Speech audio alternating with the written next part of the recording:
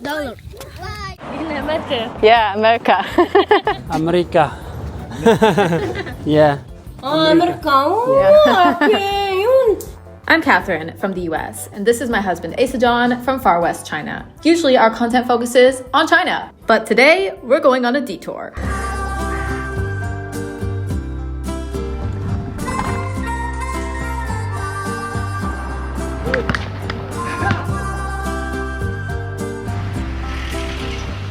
Welcome to a tiny speck of human civilization amidst the vast and nearly uninhabitable Gobi Desert.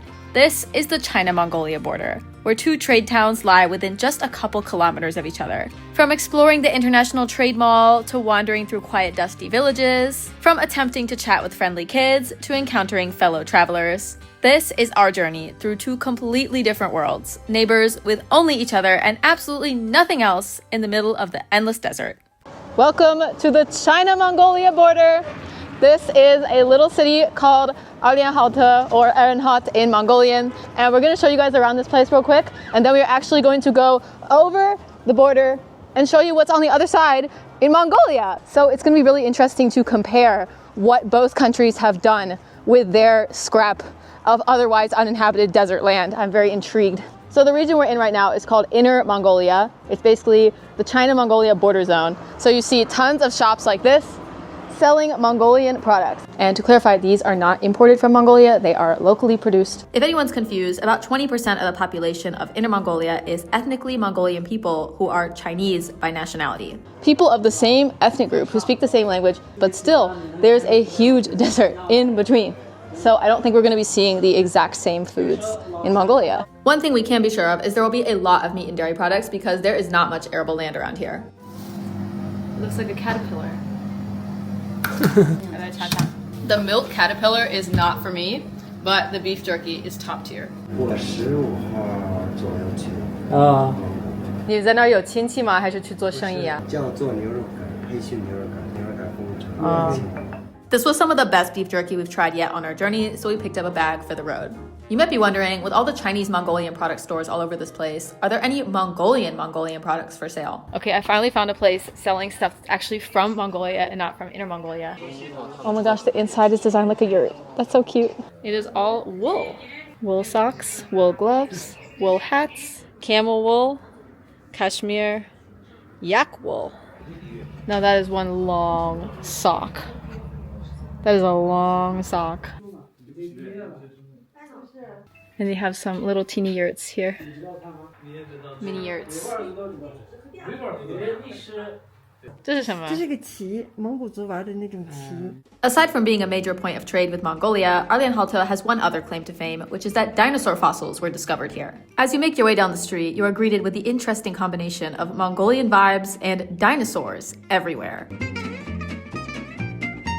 So prolific are the dinosaurs of Erlianhaote that they even made their way to the floor of the elevator in our hotel. And right above them, a Chinese-Mongolian bilingual sign reminding men to put that toxic masculinity away. No fighting allowed. If you lose, you go to the hospital. If you win, you go to jail. So throughout Inner Mongolia, a lot of signs have the traditional Mongolian script on them, but you will hardly ever see the modern Mongolian script, which is the Cyrillic alphabet, but you see it all over the place here because so many people are actually coming in from Mongolia. So any establishment here that could potentially be of interest to a visitor from Mongolia has put modern Mongolian on their sign. Grocery stores, convenience stores, hotels, anyone who's trying to sell something in bulk over the border. This, for example, it's mining equipment, so gotta have that Mongolian on there. Cannot miss out on a potential customer. Restaurants are a mixed bag. This one is a hot pot restaurant, which seems to be quite popular in Mongolia. In a bit, we'll show you guys the International Trade Mall, where the Mongolian visitors convene to place orders on practically every type of product under the sun. But first, I wanted to show you guys a little glimpse of what life is like here in the middle of the desert. So we're gonna explore a couple neighborhoods and the local park. Also, I would like to add that the purpose of this vlog is not to say that one of these little desert settlements is better than the other or one of these countries is better than the other. So before you all start bickering in the comments, remember that I would prefer that you not that ever stops people on the internet from bickering in the comments, but I just wanted you to know that I disapprove of that behavior. If you are making one of those comments right now, I am giving you the stanky face. So most of the people living in the city are in apartments, and then some people live in these, which look kind of like a village, but at the same time it's not, because we're in the middle of a desert, so you can't really grow anything in your yard. Like this little teeny space, it feels kind of like a Beijing hutong kind of a life. It doesn't have that rural China vibe to it, but it is a similar style to a village house. Door guardians. Despite not really having a yard, they've still managed to dry their veggies in traditional rural China style.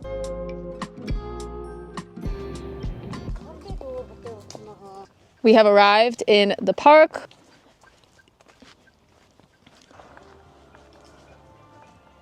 We got a classic here. Be grateful to the party, obey the party, follow in the footsteps of the party. We got some healthy lifestyle reminders on this board here.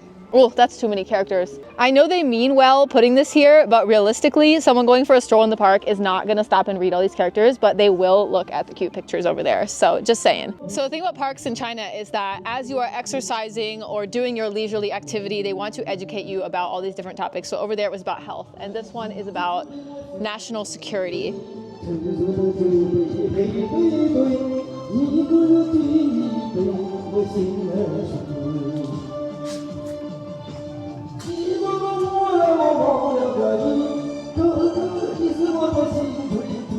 So if you feel inclined to read all of the signs, you can be educated. Another thing you will almost always find in a Chinese park is people dancing.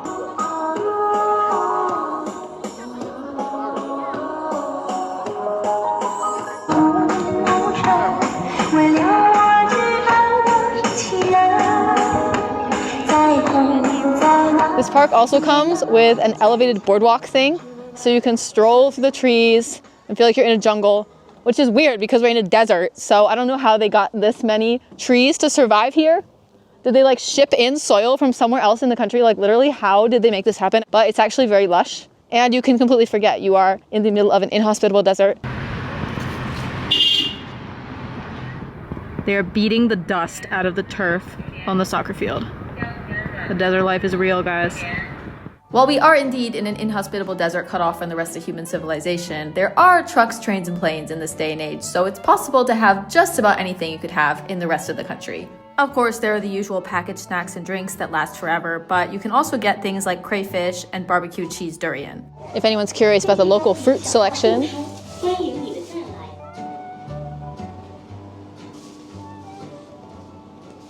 amazing the variety we can have in this modern world. Some more semi-local produce. While it is not from this barren desert, it is from the same province. Over here we have a little bit more variety, probably from some different regions of China all put together here.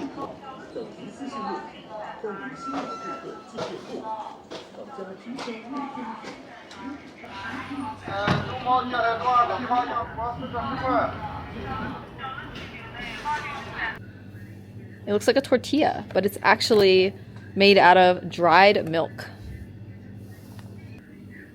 Camel milk lumps, milk powder tablets, mushrooms. These are those little crunchy things that go in the Mongolian milk tea. Love these. Okay, anyway, speaking of Mongolia adjacent things, it's time to check out the trade mall. So this place exists solely for the purpose of trading with Mongolia. So there's not even Chinese on the signs. 你跟蒙古人做生意，你学了蒙古语吗？还是他们过来的人会中文？中文不会。你都会说？简单的会说。太难了。简单的会说就是这个做生意这些都什么东西都能知道。 This place is basically a mini version of the Yiwu wholesale market with a few extra products that seem to be specifically targeted at a Mongolian audience, because I don't remember seeing any prayer wheels or horse supplies in Yiwu. They do make the browsing experience more interesting though. We got the electronics store over here. Pots, pans, etc. Lots of clothing, shoes. Oh, of course, we gotta have some of these little doodads. Weird kids' toys.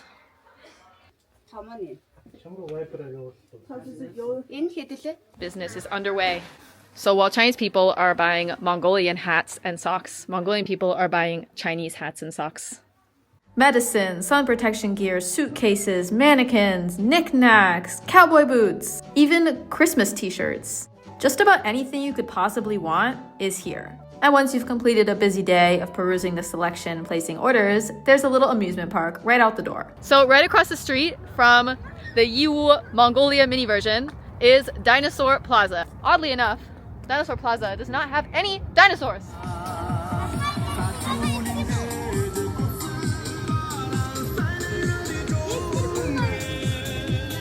They were playing Mongolian music at this plaza, and it works. They have lured in some Mongolian customers, I guess, who came to like buy stuff at the mini Yiwu, and now they're here painting sculptures. The Labubu obsession is still flying high in China. I don't know about the rest of the world right now.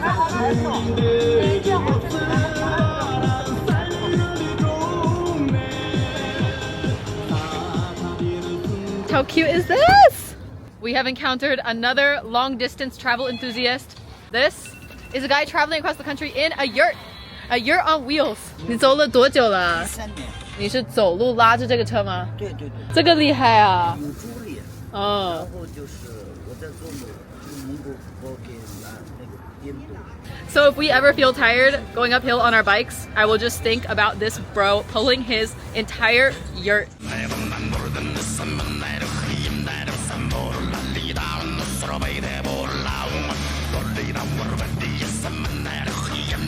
你一天走多少公里啊？我一天平均的话30多公里，最多走了56公里。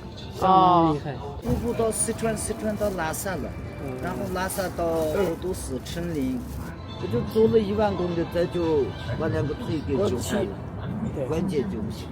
然后你冬天的时候你不走了？我今年在考虑着呢，我前年在拉萨过的，这个里面过的。哇！去年我就到了鄂尔多斯之后，蒙古包给放在鄂尔多斯，然后回家休息。我家在青海。青海，我是青海的蒙古族。明年去青海。一定要去。我们的方向是反的，还有去呼伦贝尔。方向就是反的。那青海蒙古族多吗？有，大概就是10万来个。10万。Some of the Mongolian visitors are fascinated by this little yurt on wheels. We've met a lot of interesting people on our travels, but I have to say, this guy really takes the cake. Even though we're heading in opposite directions and we'll probably never run into him again, we'll definitely be keeping up with his journey on Douyin. And speaking of yurts, it is time to head to the kingdom of the yurts. We are going to Mongolia. Yurts are usually associated with the nomadic grassland lifestyle, but they're actually so deeply ingrained in Mongolian culture that even in a desert settlement like Zamin-Ud, where everyone is making a living doing foreign trade or trucking, you can still see a ton of yurts everywhere. They're basically like the family's living room, and we saw yard yurts just like this during our bike tour through Inner Mongolia as well. Anyway, before we explore the suburbs of Zamin-Ud, let me show you guys the town center. Good morning, everyone, from Mongolia. We are here in the little border town of Zamin-Ud. I think that's how you pronounce it. And we're gonna show you guys around what life is like in a tiny Mongolian town. Let's see what's for sale in the convenience store.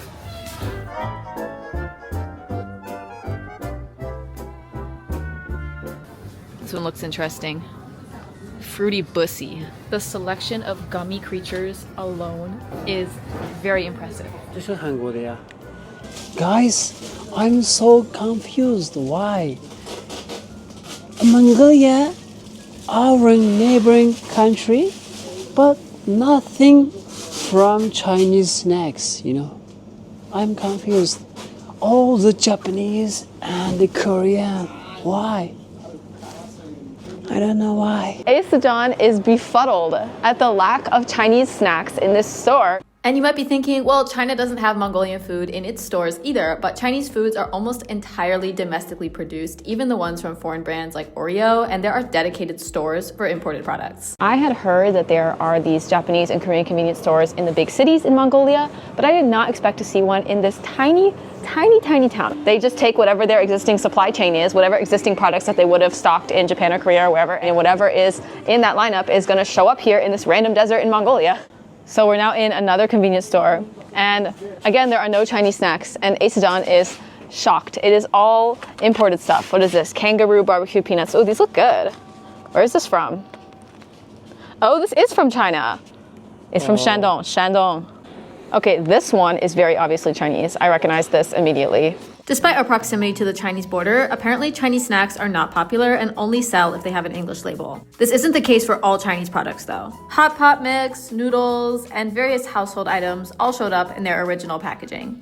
So they love Chinese pest spray, but when it comes to snacks, they're like, nah, give me that English label. We went to a lot of stores, and this cookie was the only exception we found. Anyway, as a traditionally nomadic country with very little arable land, regardless of whether it's locally owned or foreign owned, every single store is very import heavy. The Mongolian people have gained a taste for random little things from all over the world that are hardly ever found in the same place all at once. Okay, this one really caught my eye. This is such a niche product. This is from Arizona. You can tell from the label it's targeted at a Hispanic population, and yet it ended up here on the shelf in this desert town in Mongolia.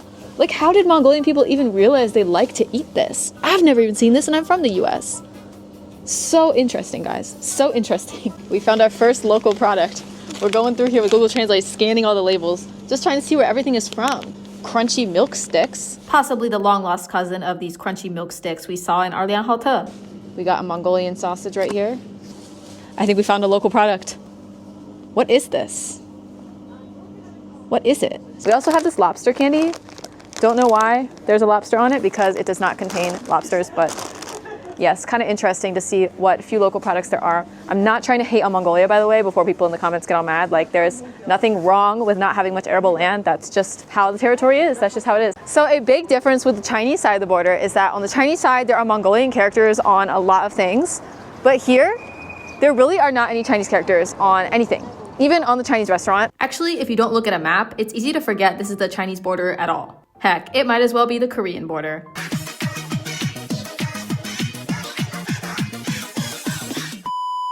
We can see a little bit of the traditional Mongolian script. It is slowly making a comeback. Another one on the immigration building. The efforts have just begun, so it's definitely not widespread, but you can see it here and there. So yeah, kind of interesting. And on the topic of languages, let me share with you guys today's sponsor, Migaku. Migaku is a language learning platform that allows you to take a break from the dry, boring textbooks and learn languages in a much more fun and engaging way, which is enjoying content on your favorite video platforms like Netflix and YouTube. Watch the content you're interested in at your own pace, and Migaku will help you every step of the way, from creating interactive subtitles to generating amazing flashcards. 继续，现在我们5台车继续出发。 But what if you're a beginner and you get overwhelmed by the fast pace of native speakers? No problem. Migaku has all kinds of fun and engaging courses on various levels to help you build a solid foundation and then dive into the content that interests you. It also comes with a super helpful OCR feature in case you run into an unfamiliar character out in the wild. Gone are the days where learning a language is just either sitting in a classroom or reading a textbook. There is so much amazing content on the internet waiting for us to dive into, and I really wish 10 years ago when I had started learning Mandarin, there were tools like this available, because I was watching videos back then too, and let me tell you, it was tough doing all of this by hand, especially when you encounter a character you don't know. But now there's Migaku to help you extract more words and more phrases out of every video you watch to create more effective flashcards and learn in a more fun, interesting, and engaging way. So whether you're learning Mandarin or one of Migaku's other offered languages, I highly recommend you guys check it out. Click the link below if you're interested, and now back to the vlog. After quite a bit of walking around, we finally did find a sign that has Chinese letters on it. Nice wall decoration. It doesn't seem to be a Chinese restaurant. It just has Chinese on the sign. Here is all of the options available.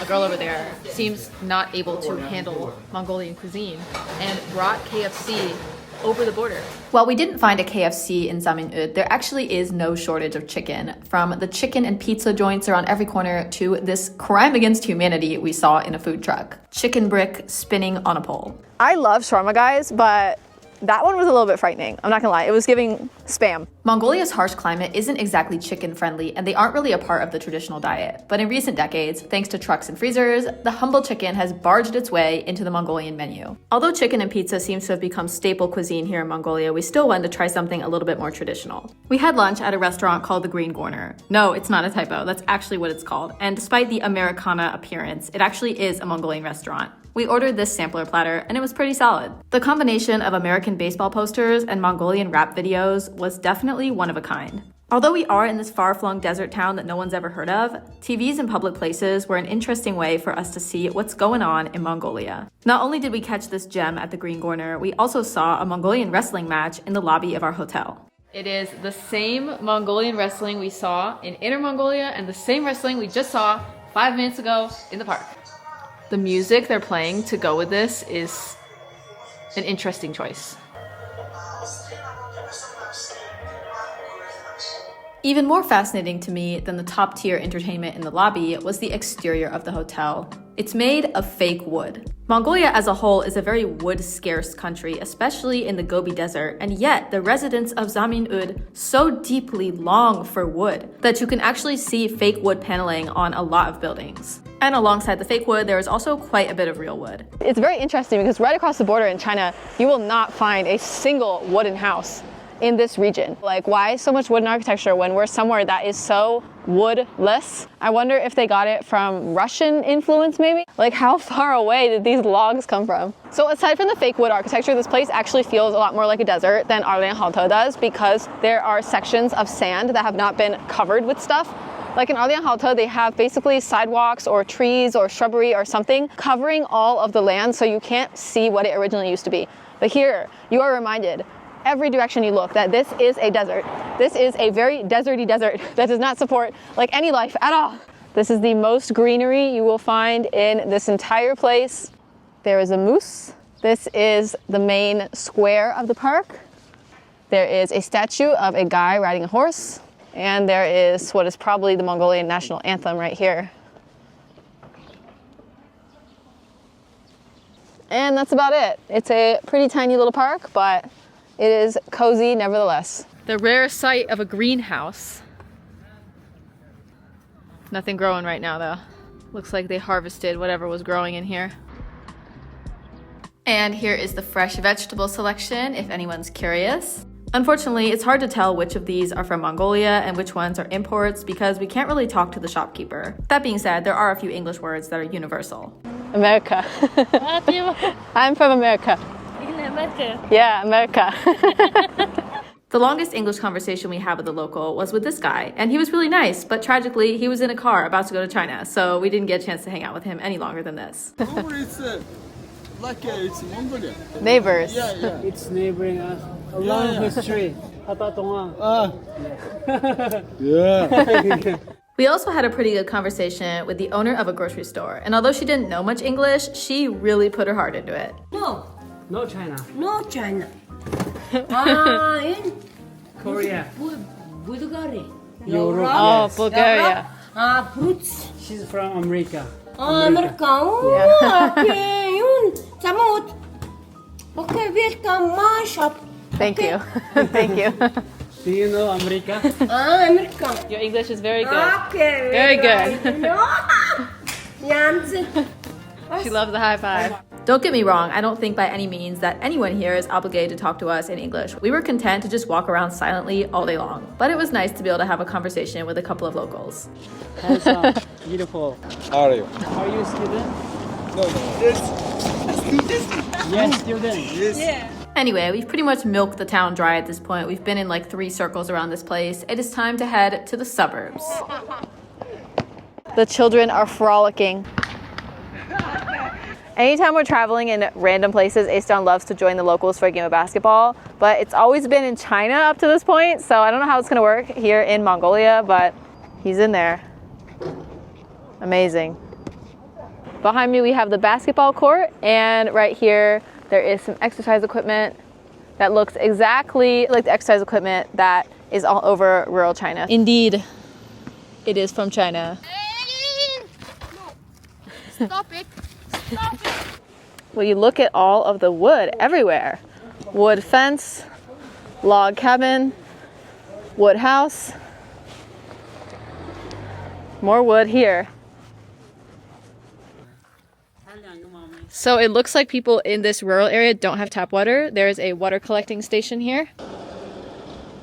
Although it seems like these homes don't have running water, we found that pretty much every single family has at least 1 car, or 2, or 3, or 4. 虽然这条路你看沙子对吧？但是他们开的车我们都买不起。 Most of this village area is a sand road, but they have put down this sidewalk looking thing in certain sections. Kind of like a paved road. Pretty nice.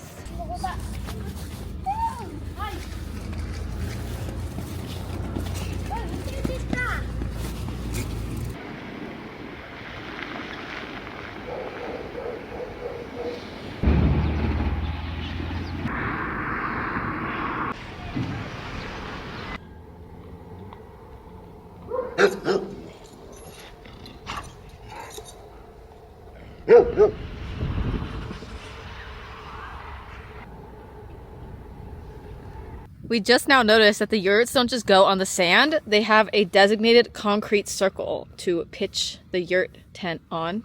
Guess this family's traveling or they moved or something. Very nice. She's like, oh no, I'm caught.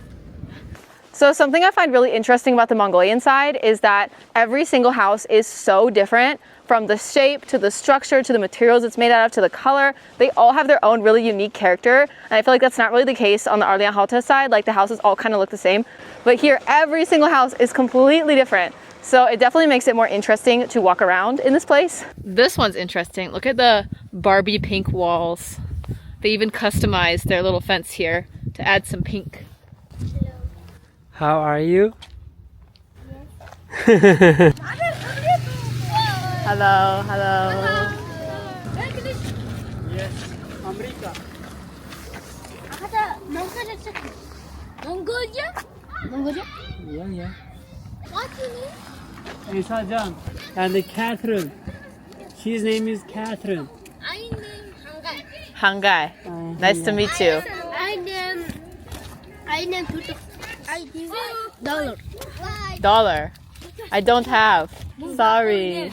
No dollar. I gave all my dollars away to other kids we met on our travels. I mean it when I say I have no dollar. So behind me here is the school and a desert soccer field. They are trying to plant some trees here, but it is an uphill battle for sure. There is a whole wolf pelt in someone's window.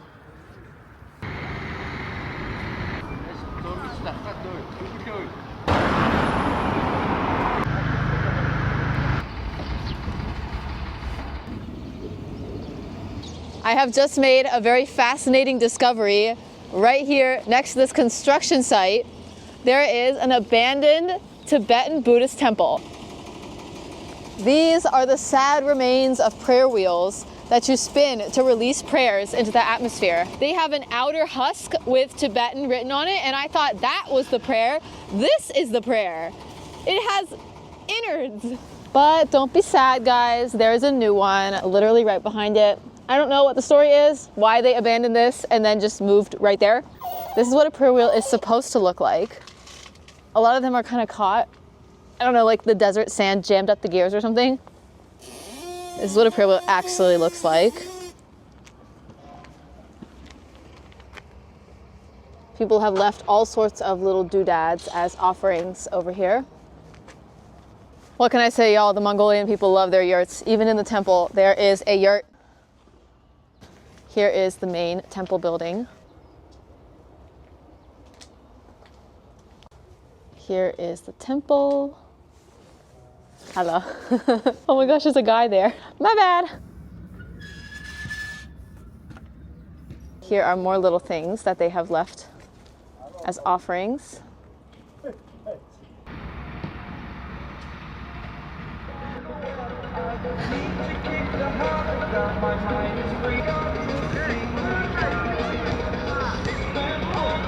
Night has fallen, the children are frolicking.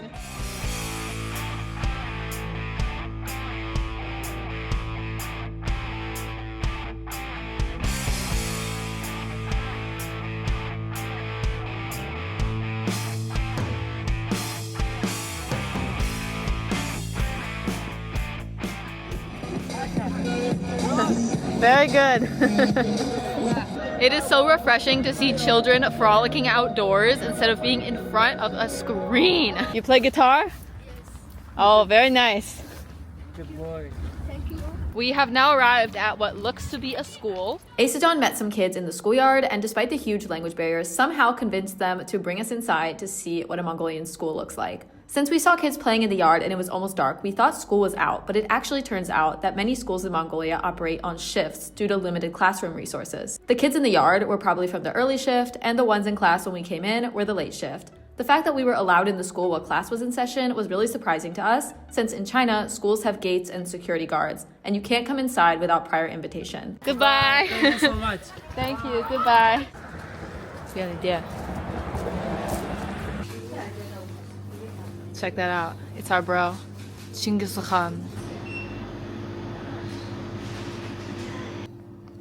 They are selling loads of this butter-like substance and sausages, yogurts, more sausages, and these little frozen dumpling things.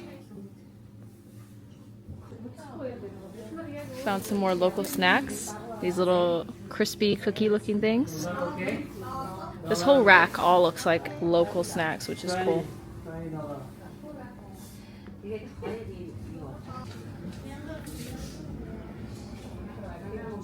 Local noodles. This is Korean money.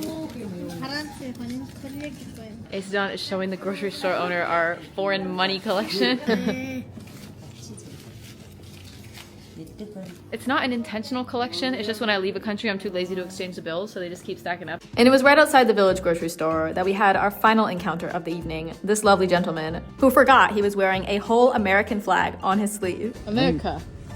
Mongolia. America. America. I'm from America. America. I'm from America. Very nice. And that is the end of our China-Mongolia border tour. Two completely different worlds, neighbors with only each other and literally nothing else. An inhospitable place that would almost definitely be uninhabited if not for becoming an international trade zone. On both sides, we encountered friendly people and interesting sights, and we became so fascinated by Mongolia that we decided to go a little bit deeper. So in our next vlog, we'll be spending a couple more days in Mongolia, and then it's time to get back to our bike tour and make the journey from Inner Mongolia to Hebei. Hope you all found today's detour interesting, and I will see you in the next vlog.